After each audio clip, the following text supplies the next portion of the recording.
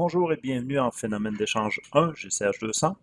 Aujourd'hui, on traite de bilan différentiel encore une fois, mais là, on va faire le parallèle entre le développement que l'on fait, entre guillemets, à la main, en utilisant la même technique que dans le livre, et la technique que je recommande fortement à tout le monde, la technique de SymPy, le calcul symbolique qui nous permet de faire à l'ordinateur, en fait, ces manipulations.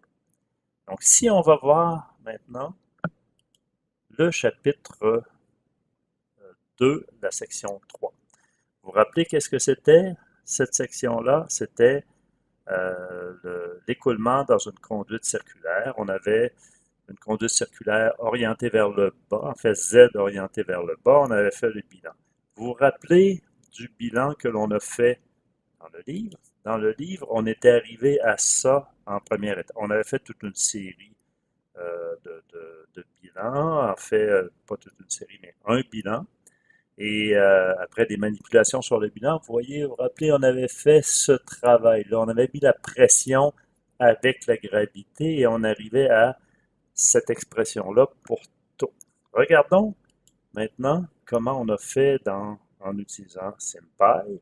Bon, on pose ici, encore une fois, les trois premières expressions, les trois premières lignes qui permettent de démarrer l'affichage.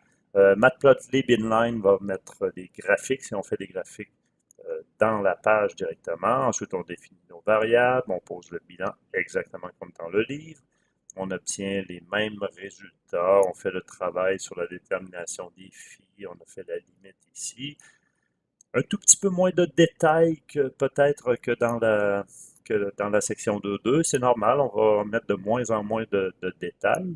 Et ici, on arrive à l'expression que je souligne, là, cette expression-là, qui est le résultat pour le profil de taux de cisaillement. C1 sur R, donc on avait ça effectivement. On avait la pression P, la pression dure, la pression droite, donc la pression qui serait fournie par exemple par une pompe, et on avait l'expression de la gravité ici. Vous vous rappelez dans le livre, ce qu'on a fait dans le livre, c'est ça. On a fait l'agglomération pour transformer la pression en une pression combinant les deux. Euh, Ici, je ne l'ai pas fait. Je ne l'ai pas fait, pourquoi? Je n'ai pas besoin de le faire pour simplifier les choses, encore une fois, parce que c'est la machine qui fait le travail pour moi. Donc, je n'ai pas besoin d'exprimer tout de façon plus simple. En fait, ce qui va m'intéresser, c'est de tracer le graphique et de voir des forces. Donc, la forme de l'expression, qu'elle soit plus simple ou plus complexe, c'est pas mon premier problème, en fait. Donc, ici, j'ai taux avec un C1 et C1, comme dans le livre, on le détermine en disant, bon, pas le choix, C1 doit être égal à 0. Sinon, en R est égal à 0, ben, si C1 est d'autre chose que 0, ça va tendre vers l'infini, l'infini ou moins l'infini. Donc, c'est pas acceptable. Il faut absolument que C1 soit égal à 0. On le substitue là-dedans et on obtient notre profil de vitesse. D'accord? Notre profil de vitesse, il a été obtenu ici en fonction une constante C1. Vous voyez, en fait, SymPy, lui, il ne sait pas que vous voulez appeler les constantes C1 ou C2. Là, il y a une constante qui est disparue. On intègre une nouvelle équation. Et il va l'appeler C1 encore. D'accord? Vous pouvez lui changer le nom hein, si vous voulez l'appeler C2 absolument. Mais bon, C1 maintenant, c'est une nouvelle constante. Donc, je résous cette expression-là pour C1. Vous voyez? Et petite nuance ici, dict égale true, j'ai rajouté ce terme-là. On peut le mettre toujours, ça ne nuira pas. Ce que ça fait, c'est que la constante va sortir dans un dictionnaire. Deuxième petite nuance ici, étant donné que le solve résout une équation ici qui a des quadratiques dedans, okay? Donc il y a des r carrés, par défaut, lui, il va dire, bon, ben, ça se pourrait qu'il y ait plusieurs solutions, donc il va mettre ça dans une liste, dans une liste NumPy, en fait.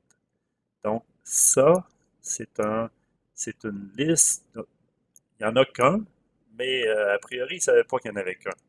Donc, ce qu'il faut faire ici, il faut voir, pour aller chercher le dictionnaire, on va aller chercher le premier élément de cette liste-là, où il y a juste un élément. Ça a l'air bizarre un peu, mais suivez ça. Lorsque vous sortez constante et qu'elle sort en crochet comme ça, il faut aller chercher, en extraire le dictionnaire. Maintenant, je vais avoir ce dictionnaire-là qui va être dans constante. Je le substitue et paf, j'obtiens le profil de vitesse. Le profil de vitesse, à vue de nez comme ça, il a l'air un peu différent de ce qu'il y a dans le livre, mais c'est simplement parce que le P0 et le ρg dans le livre, ils sont mis ensemble en termes de perron. Après ça, ce que je fais, c'est le travail d'analyse ou d'extraction des résultats. Donc, je vais aller chercher les forces, les débits, tout ça sur mon profil de vitesse.